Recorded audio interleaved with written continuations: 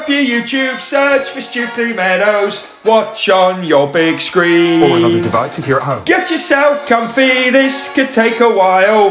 What a happy scene. Something new every day for your long-term memory. This is so exciting, it is nearly time for a Stukeley assembly.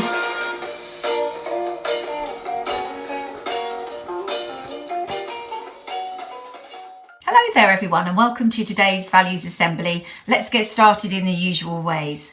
For each other we, every day we, to improve we, and together we will. And our everyday focuses are, and our Stukeley motto is, and our Stukeley curriculum is, and 4 words that always make the magic happen.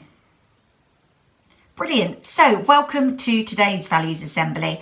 I wonder if you can remember what we have been talking about and focusing on in the last few weeks since half term. Is that enough time to think? Hopefully it was. We have been talking or revisiting our values, and we began with the care value. And we were talking about the G7 summit that had happened in Cornwall and about how we could care for our planet and care for that little bit of the planet where we actually live and where we go to school. And it just so happens that this week is Huntingdon School Environment Week, and they will be focusing on things like litter, which we certainly talked about. And also talking about other small ways as well as bigger ways that we can help to look after our local environment. So that's something you might hear some more about during the course of the week. We also talked about create and talked about being creative. Do you remember?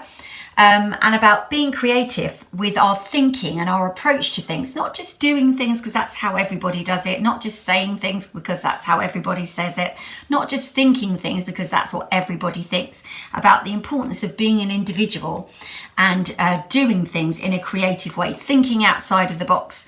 So we talked a little bit about that.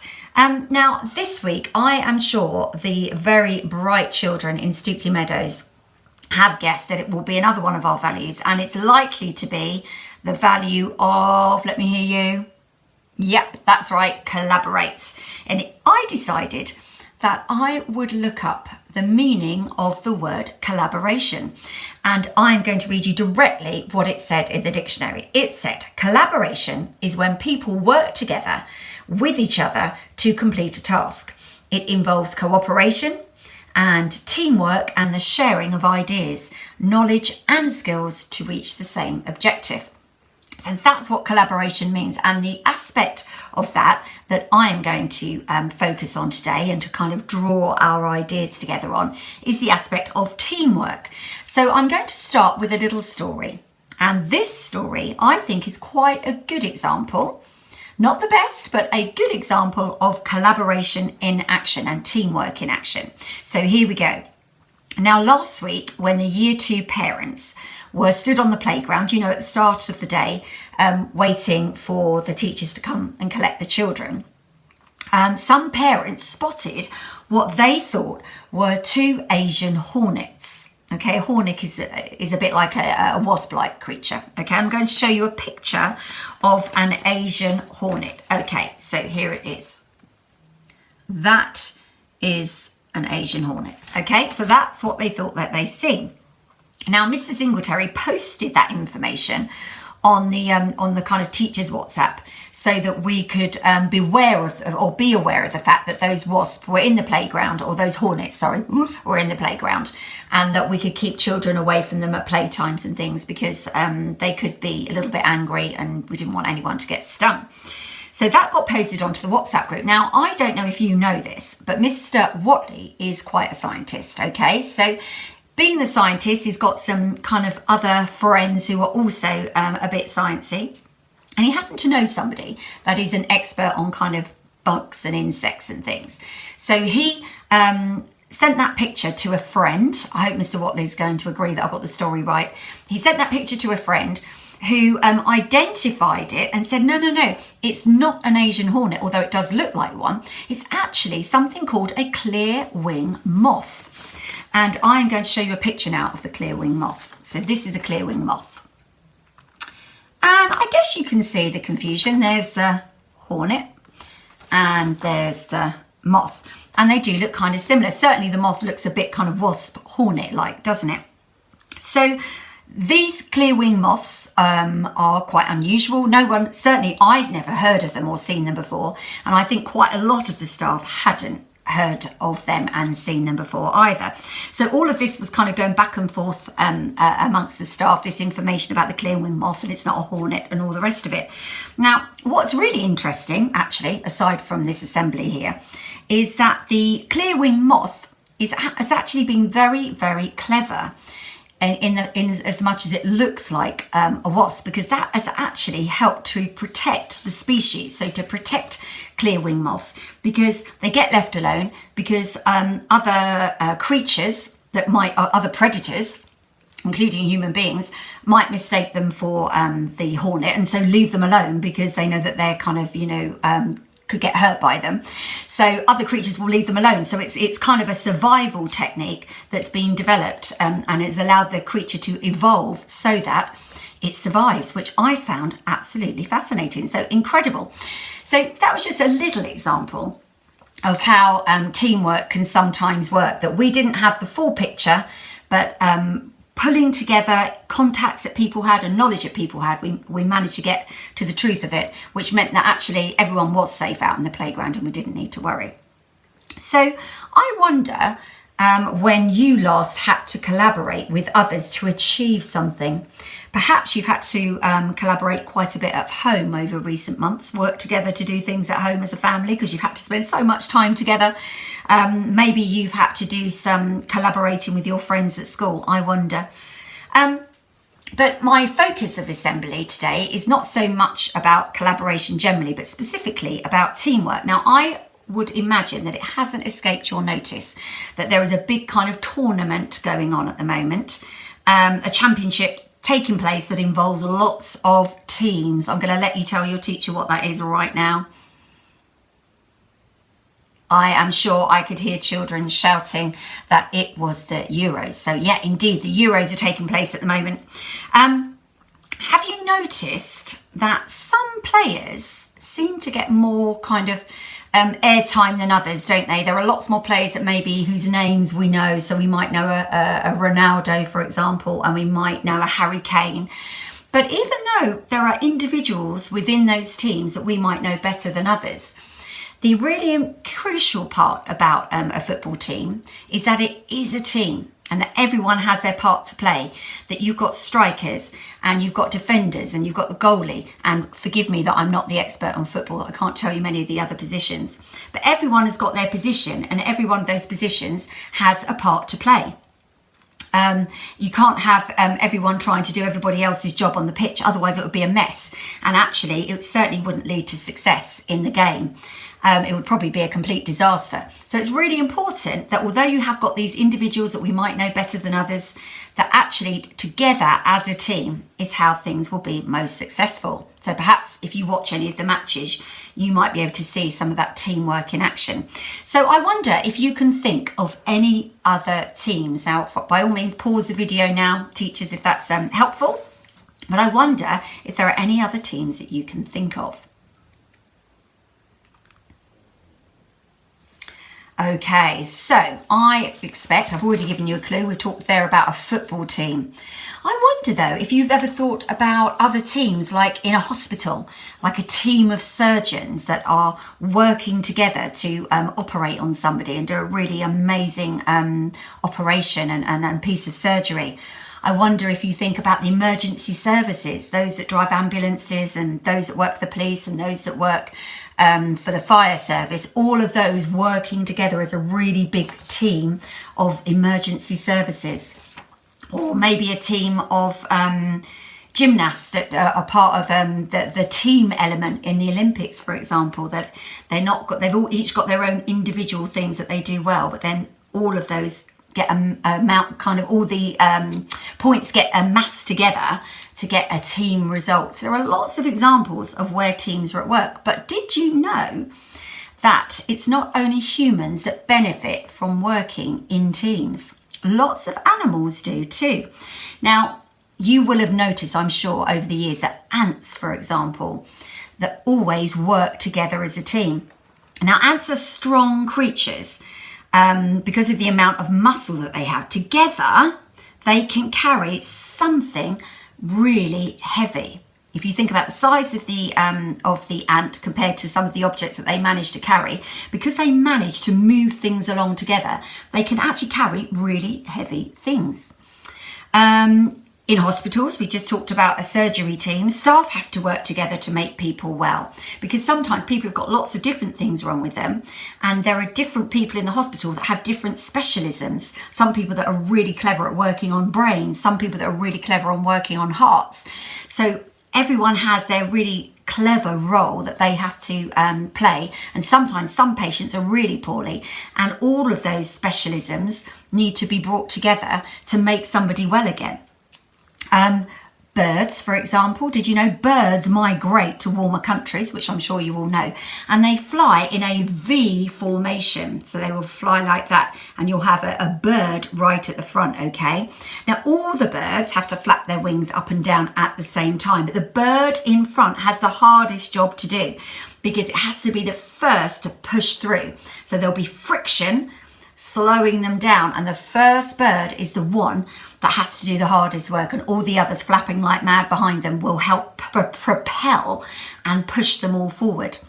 So there are lots of examples in nature as well as amongst us humans where teamwork is really, really important, where together we are stronger. So I wonder then how that might fit in with us here at Stukeley Meadows. Where might collaboration or working as a team be really important to hear? So I'm going to give you some suggestions. You might be able to come up with your own, and by all means pause me now and think about that question. Why might collaboration or working as a team be important to us here at Stukeley? Okay, so here are my thoughts. Number one, teamwork helps us to achieve something we might not be able to achieve on our own. Think of those ants, for example. Number two, teamwork actually helps us to achieve things often quicker together than they would be if we did them on our own. I was thinking about that collaboration story I told you about, the clear-winged moths and the Asian hornets, that I guess we could have found out for ourselves, gone onto Google and kind of identified the creatures and maybe understood that and learnt that information in the end. But it would have taken a lot longer had Mr. Watley have not had that contact and shared it with the rest of us. It's the third reason why teamwork is really important is it actually teaches us a really important life skill, and it teaches us the art of negotiation and compromise.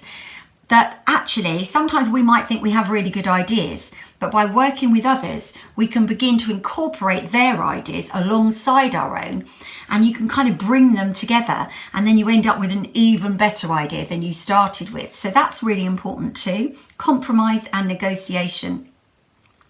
And then last of all, it's supportive. By working as a team, if there's somebody that feels less confident or less able to work on their own, that they can still achieve, because together you're able to achieve something. So for those occasions where you feel, oh, I'm not quite able to do this, I'm not sure I can do this, you might not be able to do it alone, but you could do it if you were working together as a team.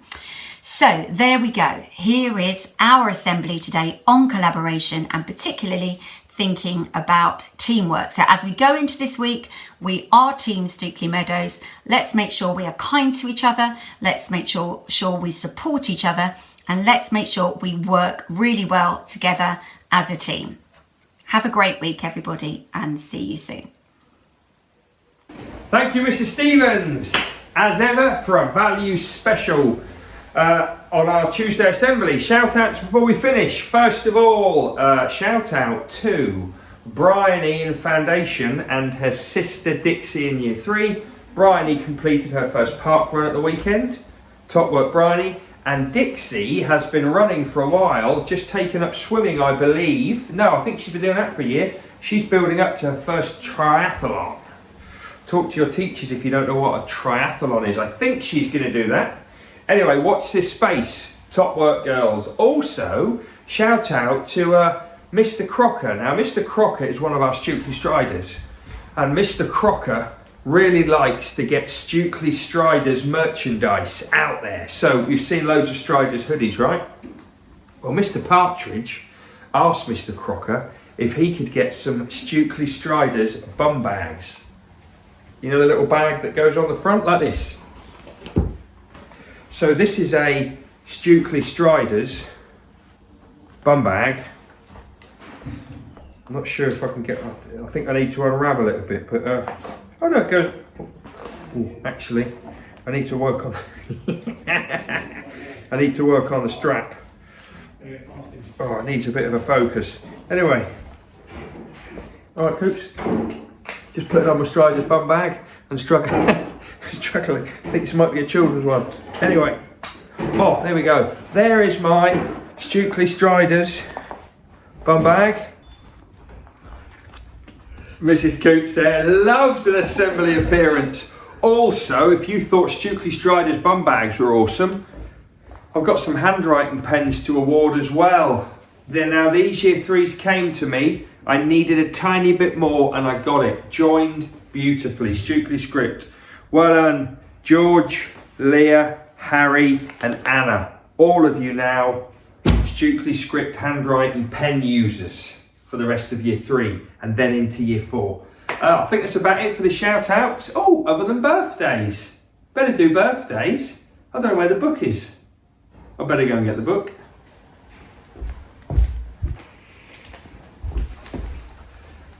Good job I got the book. We got a Stukeley birthday. Happy birthday, Charles, in foundation stage. I hope you're having fun with your friends, Charles, and with family at home. Happy birthday to you and anyone else celebrating today. Right, most important 60 seconds. The most important 60 seconds are coming up now. The most important 60 seconds are coming up now. Oh man! If I say something in the most important Stukeley seconds one day, I normally don't have to do it on the next day. People normally listen at least for one day. But on Friday, no, yesterday I spoke about reading books. I spoke about all the time that Mr. Jones has spent in the AR library getting all the books lined up. This library looked perfect yesterday, and then at the end of the day I see loads of books laying down. When you put a book back, or when you put a book into the book bin, please think about how you're putting it away. If you're putting it in the book bin, place it in there carefully so it can be sorted out. If you're putting a book on a shelf, stand it up, please. I mean, look. That's not how books go. Oh, yeah, I know it's making you feel a bit poorly, but so does the books like this. Look, who's done that? Come on, Mr. Jones spending a lot of time in this library getting it ready for people to choose books. If you put books back, most important 60 seconds, put them back straight up, neatly with the title sticking out. Come on, Stukeley, and if you're in year foundation or year one putting books back in the box, put them in carefully, please. Have a great day. See you later.